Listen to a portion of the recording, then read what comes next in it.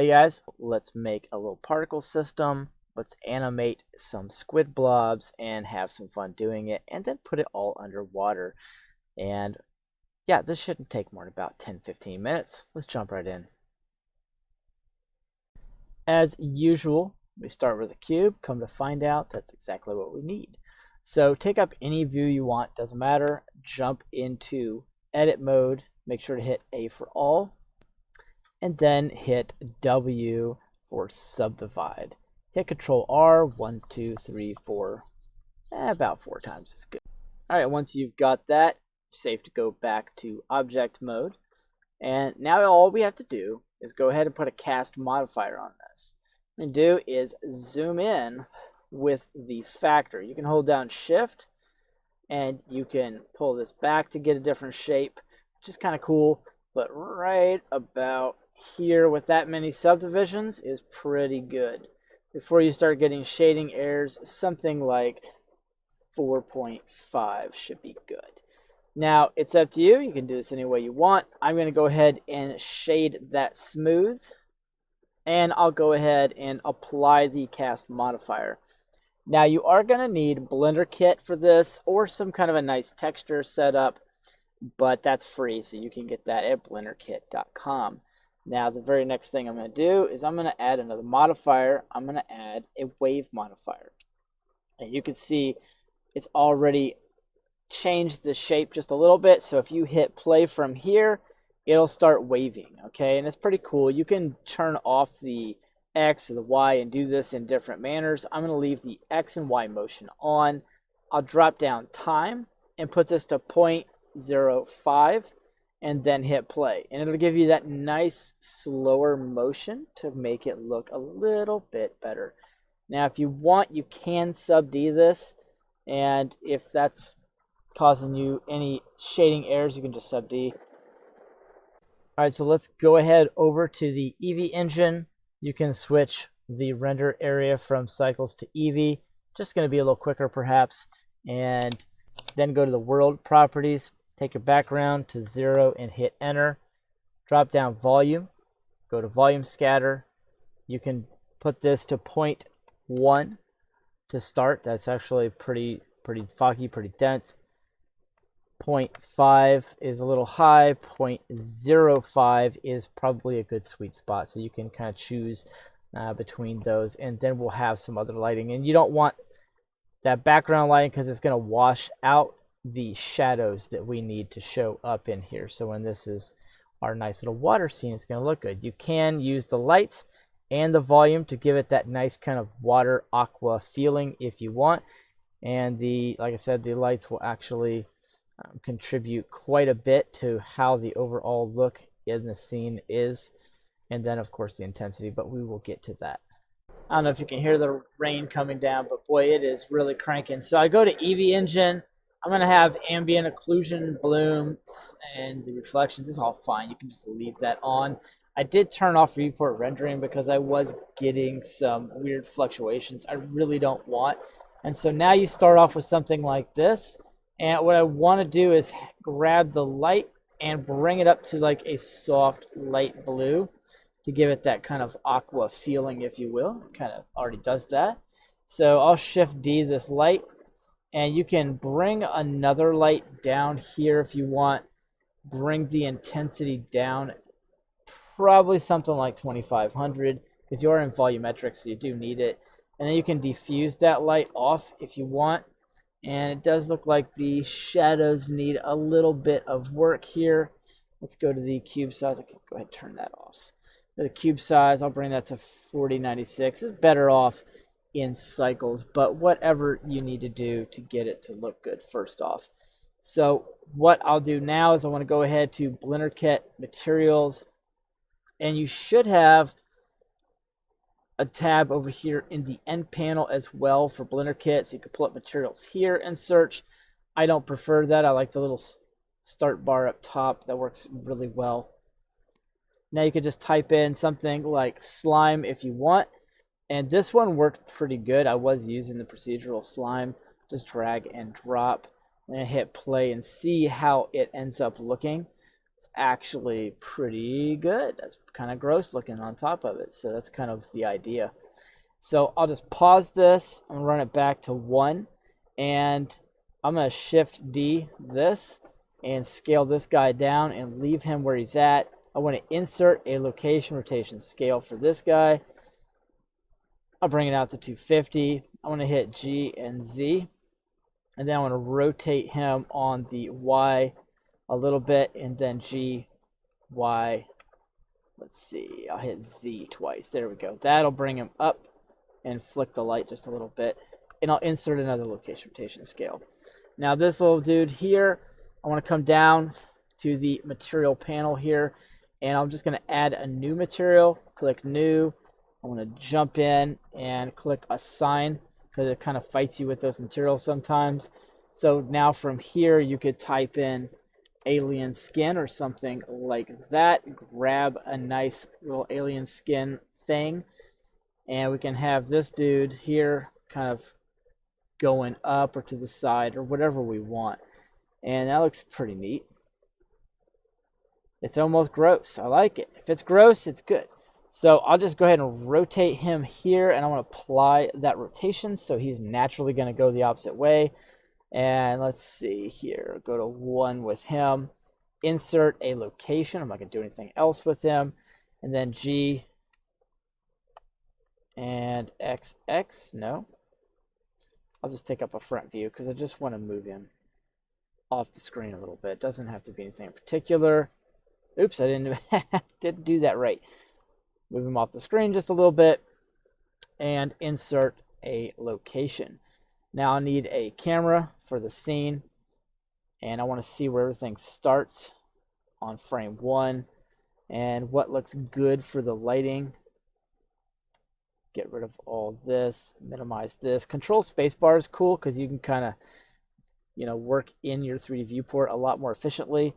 So Control Alt 0, as everyone in the whole world knows. G, Z, Z. Bring this back a little bit. That looks pretty good. And Control Spacebar again. I hit play and see how that actually looks. And what would actually be neat is if the camera itself kind of followed it for a little bit, kind of make it look a little more animatic, if you will. And so I think we could just insert a location rotation scale here. Move this up to 250. Like I said, nothing special. Kind of turn this way a little bit. G, X, and see, Y. There we go. Y should look up with it. And we'll see if that doesn't look terrible. No big deal otherwise. And that's kind of the camera following it. Yeah, that looks a lot better. That's pretty cool. Now the light obviously doesn't need to necessarily be right there per se. I could even spread that light out on the radius. Maybe increase this a touch. 10,000 wouldn't hurt anything. And I'll go ahead and replay this. That's pretty nice. That's nice and fluid. I really like that. So you could do this in Eevee. You can do it in cycles. Doesn't matter. All right, so now we're ready to put in our particle system for our blobs and have some little micro blobs going on. So what I'm going to do is I'm just going to Shift D this little dude over here, and we'll just hit X and move him over. Since you've already got him grabbed, you don't have to hit G. And we'll scale him up because he's going to be scaled up. And after that, what we can do is go ahead over, and let's get the particle system ready here. Shift A, just go ahead and drop in a plane. Grab the plane, and my 3D cursor is over there for some reason. And just kind of point it at the scene like this. And if it makes it a little easier, you could just add a solidify to this. Just do a little even thickness. Make sure to apply that so it's not messing you up. And I'm doing this in the 1 or orthographic view for 1, which would be technically front facing, just kind of depending how you did it. All right, with the plane selected, I'm going to go ahead and add a particle system to that. I'll come down to the particle tab. You can bring this number up to 2500, whatever ends up being a good number. It doesn't really matter. Let's scroll down just a touch. We're going to need to change a few things in here. Number one, the emitter. We don't want to see that when we're doing this. So I'm going to, for the render, I'm going to have it not show the emitter. And then if you want, you can also do that for the viewport. And scroll down a little bit and click off show emitter for that. However, it will be hard to see, so you have to come back up here and grab this. So you could rename that emitter. So once you click off, you just have an origin point. And there won't be anything really happening yet, as we haven't really got it to do much, but you'll see we've got some nice particles coming out. Now what we want to do is, instead of rendering as a halo or anything else, we're going to switch to object. We want to click on an instance object. And let's see, I want the little blob dude, somehow he got in the way, to be kind of out of the scene. I don't want him animated, and so I'll actually delete his keyframes. Just kind of right click on those and remove those keyframes, and then kind of bring him out of the scene. And you can just select here or select up here, grab the emitter, come back over, and once you've got that selected, we'll go to the instance object, and this little blob guy is going to be our instance.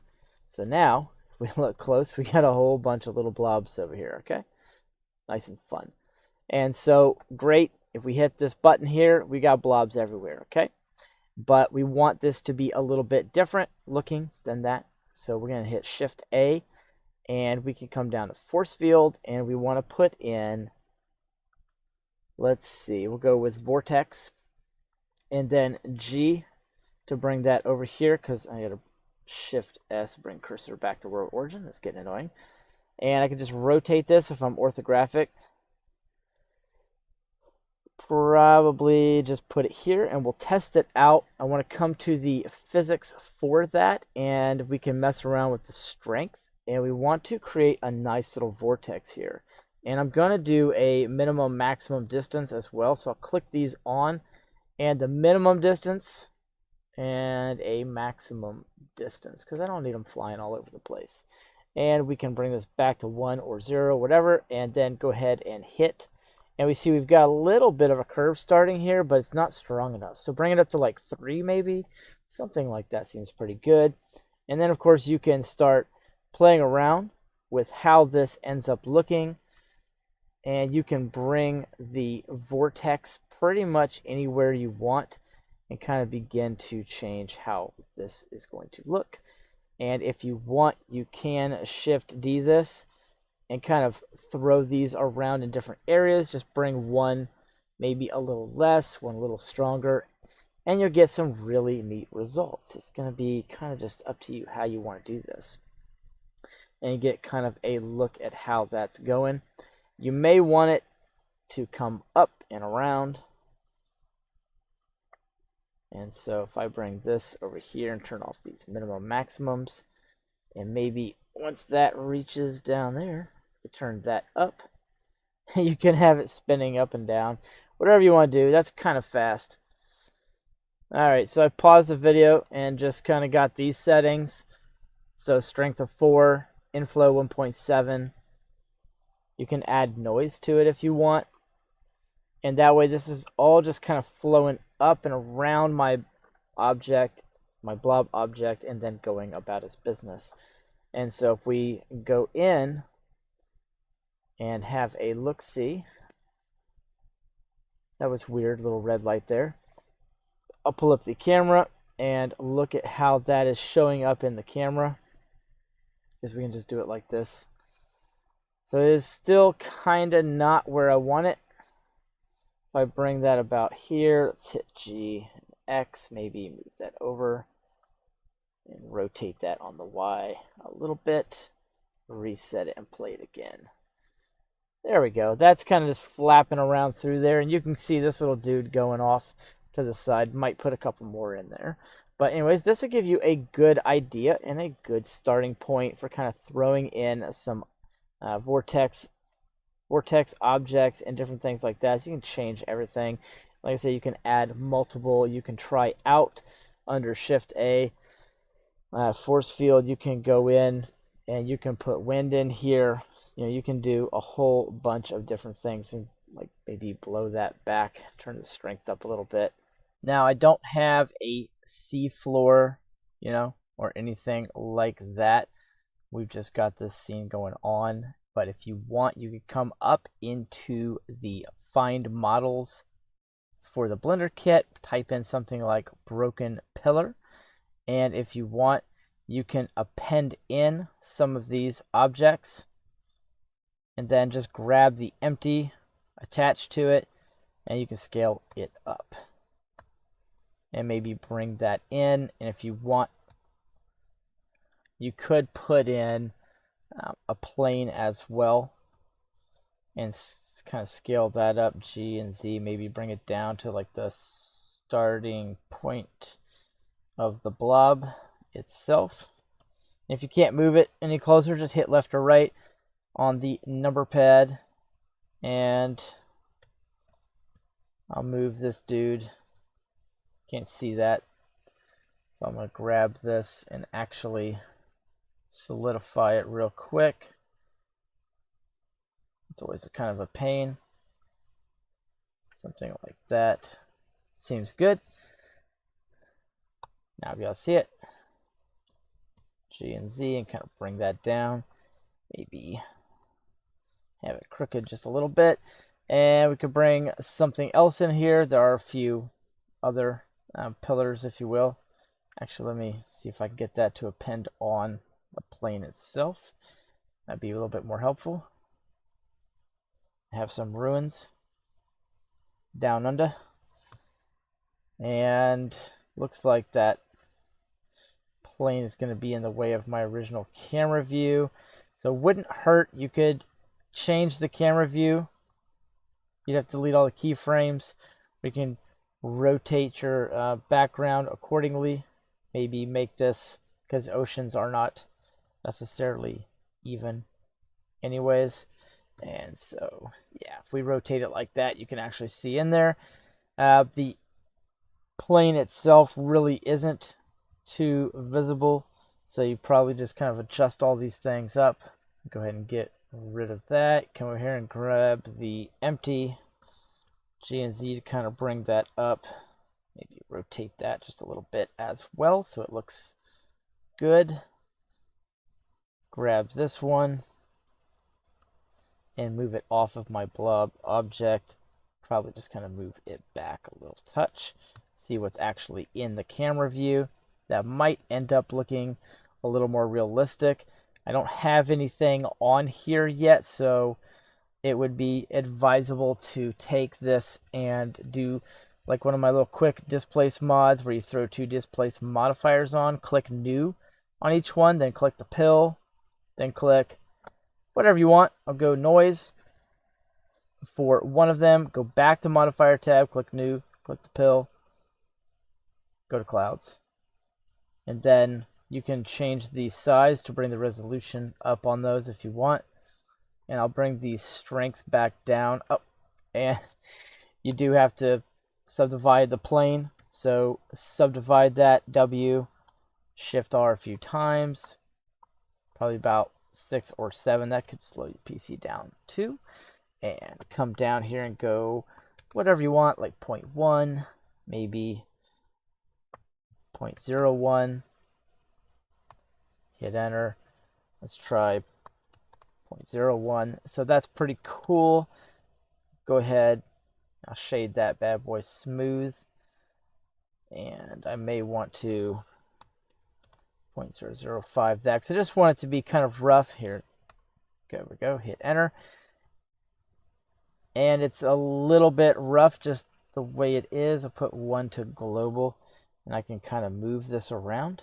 One's global, one's local, kind of makes it an active displace.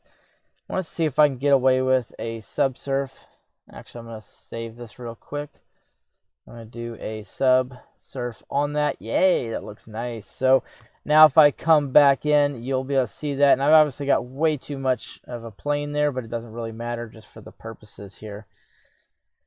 And I'm thinking that's starting to look pretty good. You could do some more build up here. Shift A. You should have a rock generator if you have your extras on. Let's see, what else have I got? No, there's my rock generator. And so you can place the 3D cursor here and bring the selected to the cursor, and you can throw some rocks in. Looks kind of nice. Maybe move that touch in the right direction. And one rock style can literally just be rotated, scaled, or whatever, and it's completely different. And so I'll come to materials. I'll type in rock. I want to get texture based, not procedural, and something that looks like it might just have been under water for a while. Something hopefully a little green, a little nasty looking. It's been under there. And you could throw in some foliage, and you could go like the extra mile here and scatter some grass as well if you wanted to. I'm going to leave it just the way it is. The scene's already pretty heavy, and we got some shadows down here. So if you, my actual suggestion is to go with cycles so the shadows and everything look good. Maybe reset the camera so it can see all of that, and it looks really nice. And so I am using Blender 3.6, and I'll go over a bunch more settings. But you can have light tree enabled because you do have some lights in the scene here. We've added some lights. And it will take a considerable amount of time, but you can switch to GPU, turn on path guiding, and keep your training samples about half of your max render samples. Here, you can render this out if you wish. I've got 128 for the render, which is going to make it look pretty good. The bloom, I think you could change that if you wanted to. I wouldn't really go changing the settings too much unless you understand them well. Let me go down to color management and exposure. You can bring exposure down, and that's going to really show your shadows nicely, and it's going to enhance like the visible parts and make it look a little bit grosser, which is nice. See, filmic, high contrast. You can come here, output, go from PNG to OpenEXR, go to the temp file here. I won't use temp file. I'll actually go to, I've got a fire output, huh? I'll just do this. I'll call it slime. Hit enter. Don't hit enter again. You'll create a new folder. Just hit accept with whatever you've got saved. Got 250 here, 250 there. And you could go ahead and render this out if you wanted to in whatever resolution you choose. Try to remember these settings, and you can render this out as an animation. And then once you've done that, I've actually got a tutorial. I'll see if I can link to it, but if not, it's real easy. You just come into the splash screen right here, and you would go into video editing, and from there you just import everything into here. Let's save and do that real quick so you just kind of see what's going on. And I'll save this under desktop, fire, and close to the same folder at least. Very good. Now I can jump over. Let's just say you've done it. Then you come over to the splash screen, go to video editing. From here you go to image. Excuse me, you go to add your image sequence. You'll see a whole bunch of EXR files. Okay, so give me a second, I'll find some. Yeah, here's my Stingray video I did. So you'll end up with this. And so you can just hit A for all, and it's going to grab all those EXRs, and you can add the image strip. And then when you've got this in here, this is the same thing. Just set everything up the way it was. Eevee 128. This wasn't, but you know, whatever. Eevee 128. Make sure your color management, you remember what this was, because I don't. it was something a little bit low like that. It should still work just fine. Now, if you put your strip in backwards real quick, it's very easy. You could just come here to video and select reverse frames, and everything will go backwards, okay? And so if you click play here, you can see it's now going to go backwards, but I don't want to do that, so I want it to go forward. And I think I did put them in backwards, which is funny. So now, once you've done that, you would hit render the animation, and it's going to save you out a file. And the look, I didn't change that either. Make sure to change that. I had high contrast, and I had filmic. So make sure you save all that and make sure it's correct. And once you've done that, see I had ambient bloom, subspace, and I didn't really touch anything else. And then I would go ahead and hit render animation. And what's going to do is it's going to save in the folder you choose. You got to save it again. It's going to go temp. And see, FFmpeg, fine. All that's fine. This is going to follow the scene down here, so you don't have to do anything else. But just go ahead and click that. Come in here, make a new folder. We'll just call it 2 because that was going to be in the same file folder area. All right, so my only other thought is that before you do actually commit to the render, make sure this 250 matches up with what you've got up here. Because if this is 300 and you only do 250, then you're literally missing 50 frames, and that's not going to be good. I did render this, so I want to go find it. And I should go to the desktop, go to Fire, come here, and I've got a little video made. And now that's pretty cool. I did notice after I posted this the first time, that little shading error right there where there was like a little extra double vert or something going on. But anywho, that's the gist of it, everybody. All right, that's about it, guys. Have fun with that. Just make sure to apply your displace modifiers first. And for some reason, this was just the auto smooth is kind of messing up here. So, get whatever subdivisions you want. 1 is fine, 2 works good. Make sure to apply that and then hit play. And if you don't do that, it's actually going to animate the ground. But that may be what you want. I don't know. So you have fun with it either way, and I'll see you guys in the next tutorial.